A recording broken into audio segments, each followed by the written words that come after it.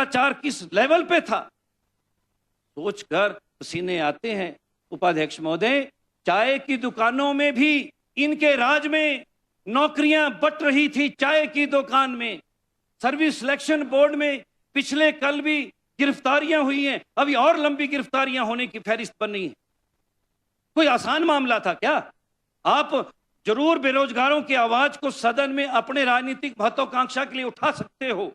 लेकिन जो बुनियादी स्तर के ऊपर गलतियां पिछले 4 सालों के अंदर बेरोजगारों से बेरोजगारी को निपटते हुए की गई हैं, उन गलतियों को रेखांकित तो कर दीजिए, उनके ऊपर बात तो कर दीजिए कि कहां गलती हुई इस व्यवस्था के अंदर। अगर व्यवस्था परिवर्तन की बात हुई, माननीय मुख्यमंत्री ने सर्विस सिलेक्शन बोर्ड को भंग किया, सितंबर के महीने में नया चयन आयोग गठित हुआ। हम उम्मीद करते हैं कि पारदर्शिता आएगी, हम उम्मीद करते हैं पोर्टल के ऊपर सब कुछ होगा और ये पेपर रहित जो विधानसभा माननीय बुटेल जी के प्रयासों से इस हिमाचल प्रदेश के अंदर आई, उसी तरह से हिमाचल प्रदेश के बेरोजगारों को कम से कम चाय वालों को तो नहीं पूछना पड़ेगा, कम से कम हमीरपुर के सर्विस सिलेक्शन बोर्ड के बाहर की चाय की दुकान में नौकरियां तो नहीं बटेगी। इस बात के ऊपर सरकारों को विचार करने की आवश्यकता है। हमें खुशी है कि हमारे मित्र इस पे अपना अभिभाषण में अपना विरोध जता रहे हैं। 42 पन्ने हैं, पढ़ते पढ़ते समय लगा, लेकिन इतना तो जरूर है कि राजस्थान की सरकार ने जिस तरीके से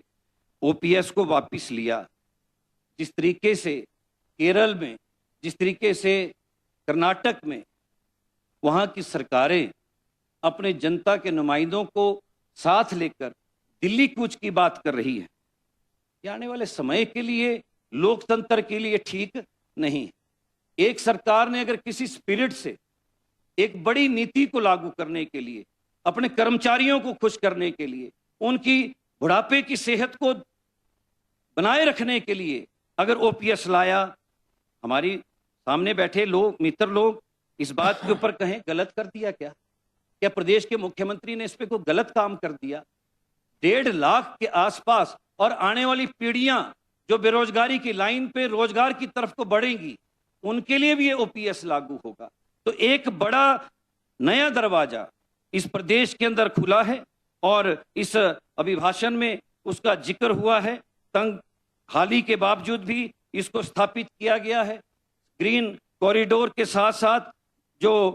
50% अनुदान देकर बेरोजगारों को प्रोत्साहित करने के लिए ई टैक्सी, ई बसेस की सुविधाएं जुटाने की बात की गई है, उसको लेकर प्रदेश की सरकार आगे बढ़ रही है। इसके अलावा जो आदर्श अस्पतालों को, उसमें एक जो स्कैटर्ड, जो फैलावट क्षेत्र है, जहां पे हर तरफ को आप हर तरह की सुविधाएं मौजूदा ढांचे में नहीं पहुंचा सकते हैं, उसको माननीय मुख्यमंत्री के द्वारा, मंत्रिमंडल के द्वारा एक विचार के तहत आदर्श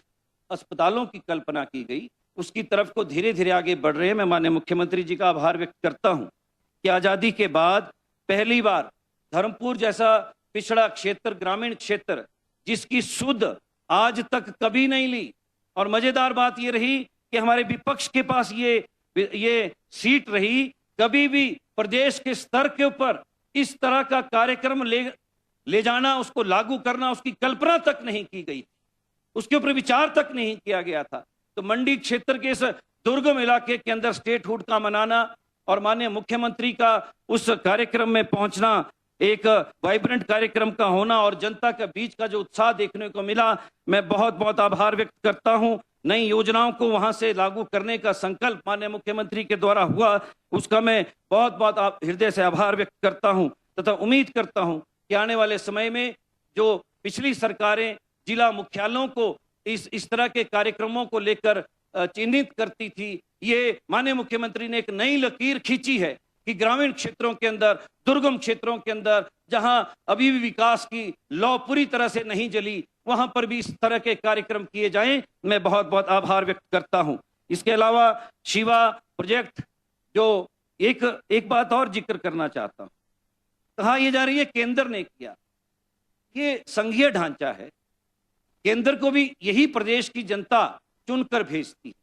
यहीं से वोट देती है। मेरे परिवार, आपके परिवारों के लोग केंद्र सरकार को चुनते हैं। माना इस बार आपकी बारी है, माना